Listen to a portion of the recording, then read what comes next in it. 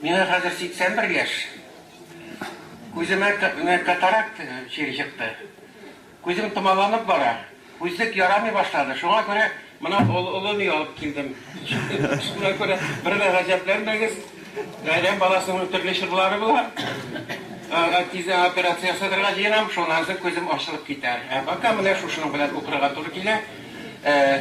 Балай кереш рәвешендә әйтәсем килә. Менә 80нче елларның уртасында без Куттус Хуснуллин дигән композитор белән, ул Муслим районыннан чыгыш белән, мин дә шу Муслим районыннан, безнең диналдашыннан бит инде, бер китап чыгардык. Калын китап ул, татар мөнәҗәтләр һәм бәйтләр дигән. Менә шушы китапка кереш мәкаләне миңа язарга туры килде. Һәм үз беләсез, мәкалә язу өчен аныклап өйрәнергә кирәк. Үзеннән үзе, инде мин фольклорны укытам, бит әдәбият теорияларын, башкаларны шигырь теорияларын укытам мин. Фольклорны укыткач, һәм мөнәҗәт ул фольклор жанры булып исәпләнә, шул әдәби жанрда. Шуны өйрәнергә туры килде. Шушы жанр белән укып кызыксынырга туры килде. Аның ничек килеп чыган, ничек булган, шушыларын дигәндәй. Менә шул мәкаләмнән күп суфийчылыкка бәйләнешле өлешеннән бер тәкъдим итәм сезгә, бер кисәген тәкъдим итәм. Мөнәҗәт мөселман культурасы белән бәйләнешле, фольклор белән язма әдәбият арасында торучы лирик жанр. Ул ислам идеологиясе белән үрелгән фарсы һәм төрки телле урта гасыр шәрык әдәбиятларына аеруча хас булган. Шул ук вакытта әлеге идеология һәм әдәбиятлар йогынтысында татар язма поэзиясендә һәм халык лирикасында да актив иҗат ителгән. Мөнәҗәт гарәпчәдән Аллаһка сыгыну, ярдәм сорап ялвару, серләшеп, ихлас күңелдән күңелеңне бушатып, җиңеллек һәм кутылу эзләү мәгънәсендә. Димәк, дини рухлы мөнәҗәтләр мөэмин мөселманның Аллага юнәлдерелгән лирик монологы, ягъни моңзарларын, яки кылган гынахларын ачып, салып тәүбә итүе, ярлыкау һәм рәхим шәфкать сорауы. Мөнәҗәтләрнең дөньяви рухтагылары, ягъни иҗтимагый социаль мотивлар белән тормыш-көнкүреш темасы, шулай ук аек акыл фәлсәфәсе өстенлек иткәннәре дә бар. Ләкин мөнәҗәтләрнең дин белән бәйләнеше, өлешчә булса да илаһи дөнья мотивлары белән үрелүе, жанр табигатын билгеләүче асыл сифат буларак сакланып калган.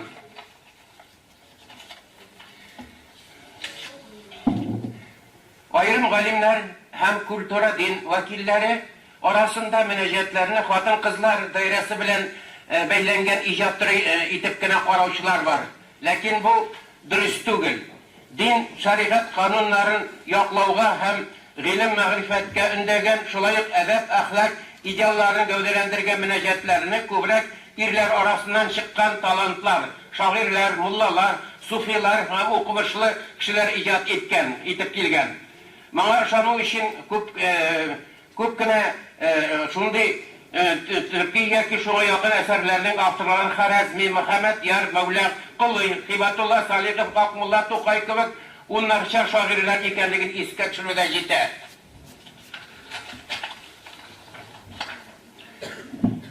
Мөнәҗәтләр жанр буларак башта дини иштәлекле язма лирикада, директор суфийчылык карашлары белән сугарылган язма поэзиядә формалаша.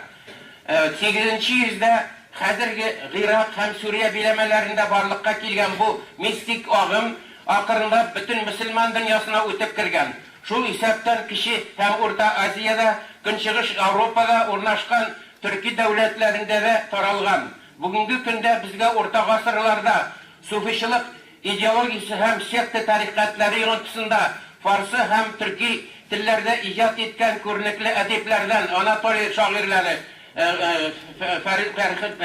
Фәридетдин Гаттар, Җалалетдин Руми, Әхмәд Фәқих, Султан Вәлид, Юнус Әмри, Гашык Паша, Сөләйман Шәләби, Мөхәммәд Язычы улы Шәләби, Урта Азия шагыйрьләрен Әхмәд Ясауи, Сөләйман Бакыр Гани, İran'dan Hafiz, Azerbaycan'dan Cirliginden Nesimi isimleri bilgili. Bu şairlerinin kayırları mesela Ahmet Yesavi bilen Celaleddin Rumi Sufi tarikatları Sufi tarikatlarga hatta özlerini salganlar. Yani ana şunday fikir iyelerinin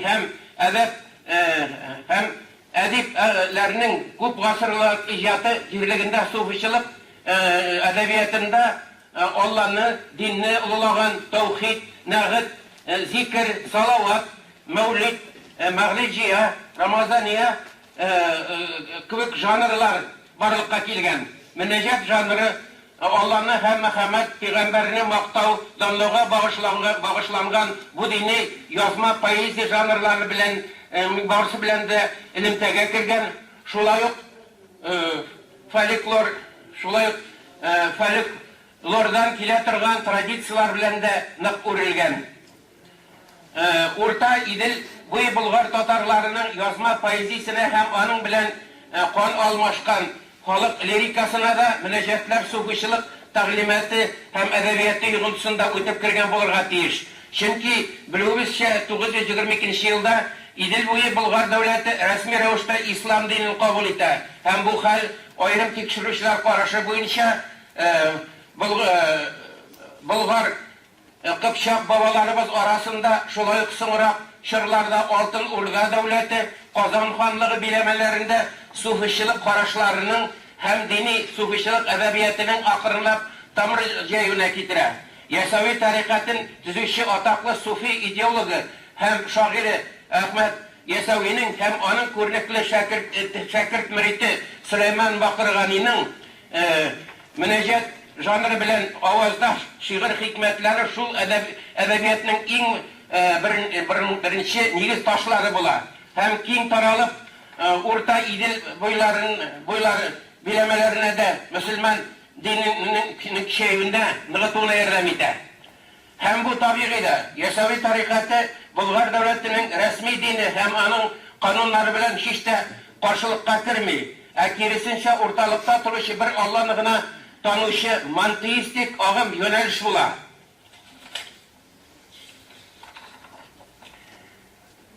Kazan Hanlığı yollap alıngaç hem digirette ikilete izlilu, mecburi şokunduru, Ruslaştırı siyaseti şey gitken devirlerde ise İdil, Ural, Sibir bilemelerinde Nakışbendiye tarikatının yığıntısı aktiflaşıp gitti. O 4. yüzyılda Tacik Hoca Bavutti Nakışbendi tarafından nigizlengen bu tarikat akırınlar yeniyle eritip üç işine ala hem dini sufişil üretmeleri Tatarlarının içtimai onuna, edebiyetine, folkloruna şaktı yığıntı yasap, halkının dinin, milli yüzün saklap kalırga yardım eder. Mevla Kuluy, Gabdi, Ahmet Bey, Abdurrahman Utus İmani, Abdülmelik Kargali, Hibatullah Salih, Şemsettin Zeki, Gali Şıkri, kıvık şairlerinin köpçilik şiirleri nakşu yönelişte icat edilgen. Tarihçi Ravil Fakirdinov'un haklı rastlavınca İdil boyu Bulgar devleti de belvetli şehirler hem şehir kültü ile bula. Hem İslam bilen kilgen dini kitapçılık hem kitap oku tradisiyası, şulayık sufişilik için has bulgan müzik hem poezi kültü aslında şu kültürü yerligine elege. Soңғы şırakta biz sufi samih meclisleri vaktinde hor bilen takmaklap biyu hem tem hareketleri yasap zikir eytu. Yani bir tuktavsız Allah ismin yaki Allah sözü kirgen riberelerini kavatlav, ilahi jırlar kilep dini iştelikli şiir hem münecetler oku praktikasını gözde tutabız. Bu praktika tiki yaki bu derecede Tatarlar arasında da kullanılgan. Hem ilişkiye bulsa da soңғы zamanlara kadar kilip jitken. Mesela Zeynullah Rasuli İşan'ın şuna şaş meclisler ötkärүү turunda Riza Fakhriddinov mağlumata saklanıp kalgan. şunысы характерлы, суфишчылыктан башлангыч алучы кычкырып көйләп зикр әйтү һәм шигырь мөнәҗәт уку традициясе читтән килгән әзер текстлар белән генә канәгатьләнмичә, бабаларыбызның үз иҗат, үз поэтик иҗаты һәм үз моңы, үз көйләре белән дә тыгыз бәйләнешкә кергән. Һәм хәтта гарәпләрнең йола куртларны көйләп башкарулары һәм Урта Азия суфилары Ясауи белән Бакырганийның хикмәтләре үрнәгендә Урта Идел буенда дини суфишчыл иштәлек бадаван җыентыгы иҗат ителгән. Идел буеның эре үзәкләрендә урын яулаган суфишчылык әдәбияты һәм дини жанрлар, мөнәҗәтләр акрынлап авыл җирләренә тарала һәм Ясауи, Бакыргани җыентыклары Мөхәммәд Шәләбинең Мөхәммәдия, Сөләйман Шәләбинең Мәүлид әсәрләре, шулай ук үз җирләребездә иҗат ителгән бадавам мәдрәсәләрдә дин сабагын үтемлерәк, популяр рухта өйрәтүче уку китаплары дәреслек булып әверелгән. Алай гына да түгел, Урта Азиядан килгән шәйх ишанлык белән бәйләнешле уку тәрбия системасы да зур татар авылларына үтеп керә һәм андагы атаклы мәдрәсәләр тирәсендә дә дини суфишчыл эшчәнлек җәелдерелә. Галикәев, Рәсүлев, Корбангалиев, Тукаев кебек нәселләрдән уннарча ишаннар чыга һәм алар шәһәрләрдә генә түгел, авыл җирләрендә дә күп санлы мөрид шәкертләр тәрбиялиләр. Безнең көннәргә килеп җиткән борынгы мөнәҗәт авторларының бер өлеше үз заманында нәкъ шундый шәйх остазлар мәктәбен үткәннәр. Икенчеләре исә үзләренең әсәрләрен соңгыларының иҗаты яки мәдрәсә тәрбиясе йогынтысында тудырганнар.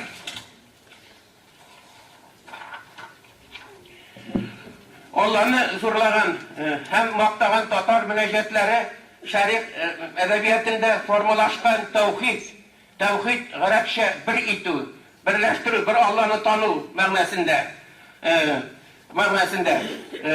Жанры белән шушы тавхид жанры белән дә аваздаш мөнәҗәтләр. Аларда ислам диненең табигатына хас булган һәм гарәп суфи идеологы Ал-Газали 11-12 йөз арасында яшәгән тарафыннан пропагандаланган мантеистик идеялар аклана. Ягъни дөньяны яраткан Аллаһның берлегенә, бөеклегенә һәм аның сифатларына дан җырлана. Шул ук вакытта аерым мөнәҗәтләрдә иранлы Баязид Бастими 9-нчы йөз һәм Багдад гарәбе Хилaj Мансур 19-10 йөзләр арасы күбек атаклы суфишчылардан башлангыч ала торган һәм Ясауи тарафыннан акланган пантеизм грекчә барсы да Алла ишендә. Матди дөньяда Алланың шагылышы, һәр нәрсә аның бер кисәге нуры мәгънәсендә. Пантеизм мотивлары да шактый ачык гәүдәләнә. Мисаллар. Син безнең мөнәҗәтләрдән. Син минем тәнемдә, сәремдә һәм сиремдә, тәнемдә һәм җанымда, синнән үзгә кемем бар? Без нурлардан туабыз, без хозурдан, аерылмагыл Ходаем син бу нурдан. Кеше генә түгел, галәмдәге бөтен нәрсә суфишчыл текстларда Алланың чагылышы итеп күрсәтелә һәм барлык җанлы, җансыз нәрсәләрдән үзләренең бар итүчегә мәдхә җырлана. Җиргә баксам, син хәзер, ягъни бар, күккә баксам, син назир, ягъни күз алдында, җирдә, күктә син кадир, синнән үзгә кемем бар? Кояш, айлар ялгыз сиңа сәҗдә итә, җөмлә мәхлук тәкъдим итеп башын ия. Дини мөнәҗәтләрнең бер өлешендә суфишчылыкның нигезен тәшкил итүче илаһи мәхәббәт концепциясенең тәэсире шактый нык сизелә. Кешеләр арасындагы тән яратуы jinsi сөйдән аермалы буларак Суфишылык тәгълиматында эшләнгән бу мәхәббәт нәкъ менә Аллага, гүзәллекнең төп чыганагы булган илаһиятка юнәлтелгән платоник гыйффәтле сөйтре буларак характерлана. Аллаһның бөтен җаны тәне белән сөйгән һәм аның белән кавышырга омтылып яшәгән кешеләрне, директә суфиларны илаһи гашыйклар дип яки кыска гына гашыйклар дип йөртәләр. Суфиларның зур максаты үзенең җаны, рухы белән Аллага кушылып ирү һәм шул юл белән бу дөньяда ук бакый мәңгелек рәхәтлеккә ирешү. Син минем мәхбүдем, әүвәл ахыр максудым, башка юктыр мәхбүдем, бәхетем, синнән үзгә кемем бар. Шәмси гаси, ләкин Алла белән кушылуга ирешү өчен суфишылык юлына баскан кеше күп авыр сынаулар үтәргә һәм дини әхлакый яктан үзен мөкәммәлләштерү өстендә эшләп, камил инсанул камил дәрәҗәсенә ирешергә тиеш. Аерым алганда гашыйк бәндә шәригать, тарикат, мәгърифәт һәм башка хакыйкать баскычларын үтәргә тиеш. Аларның мин мәгънәләрен аңлатып тормыйм. Менә шушы баскычларны үткән кеше генә, димәк, зур суфи булу дәрәҗәсенә ирешә. Соңгы баскыч барып камил инсан дәрәҗәсенә җиткән шин вали, изгеләр, тарикатны җитәкчелек итүче мөритләр, тәрбияләүче сирәк шәйх ишаннар гына ирешә дигән фикер яшәгән. Хәзер бетереп киләм, гафу итегез. Дөнья мәшәкатьләре белән мәшгуль гади мөселман халкына килгәндә исә Аллага якынаю юлында шәригать баскычында туру, ягъни ислам кануннарын һәм йолаларын тигияту дәрәҗәдә үтәү белән канәгатьләнгәннәр. Хәтта күпчелек илаһи гашыйкларга Аллаһ хузурына бару, аның йөз дидарын күрү бәхетен бу дөньядан ахирәткә күчергәннәр һәм дини суфишыл йолаларны җәннәткә эләгеп шул максатка ирешү хакына башкарганнар. Җәннәткә керү һәм буларак тасвирлана. Иң соңгы пәйгамбәр дигән татар милләте Мөхәммәд пәйгамбәрне суфишылыкта илаһи гашык фәлсәфәсенә бәйләп сурәтләүнең камил үрнәге булып карала. Менә шул мөнәҗәт белән тәмамлыйм. Шул текстны укыйм да. Казан шәһәрендә төш күрдем мин, Мәккәгә сәфәр кылдым. Камыл күрдекләрем булды, кабул ит я Расулулла. Ялан аяк чыктым юлга, каршы алды Кәгъбәтулла. Шунда мәхбүтем истәдем шәфигать я Расулулла. Мөбарак Ибраһим әһләнә бәнзәдем. Ибраһим тәхеттән ваз кичкән, ул тәхеттән ваз кичеп суфишылык юлына баскан шәхес, Бәлек солтаны булган кеше. Менә шул Ибраһим хәзергә әткәмгә ашадым ди. Барып Мәккәгә утын саттым. Мәрхәмәт кыл Расулулла. Камил гашыйк сиңа камыл гашыйк синесиләр, синең мәдхеңне киләр, сиңа сагынып тәүбә итәр шәфәгать и Расулулла. Мәхәббәтең аташатын яндыр, утын яндыр ие. Казанны сүнмәсен аның, һаман гыйшыкла кайнасын тиешик я Расулулла. Менә шушындай характерлы, димәк, мөнәҗәтләр күрәсез гарәп фарслар йогынтысында, гарәп Сүриядә, Иракта барлыкка килгән суфишылык хәрәкәте йогынтысында барлыкка килгән икән. Бу суфишылык хәрәкәте күрәсез Идел буена үтеп кергән, Ясеуия Бакырганың әсәрләре, мөнәҗәтләре аша һәм bu şul şır 10-11 asırlar bitinde, 10-11 asırlar İslam dininin bizde kirgen şırı, taralgan şırı. Hem bu necetler Yesevi Bakırgan eserleri. Görəsiz, İslam dininin nığıuna, taralığına getirgen, şuna güç vergen, şuna yerden itken. Sonuna indi, görəsiz, ikinci tarikat varlıqqa kiler. Hem aslında da indi şuluk İslam dini çektiğe, bunun altın ortaşlarına Türkiye aslında yapışkan bir tarikatı. Mene şöyle kıskası, münacatlar yazma edebiyat bilen tariklar arasında turuşu, hem yazma hem dilden icat edilişi, din bilen beylenişli dinni propagandalaşı, Allah'ını, Muhammed Peygamberini zorlaşı eserler iken.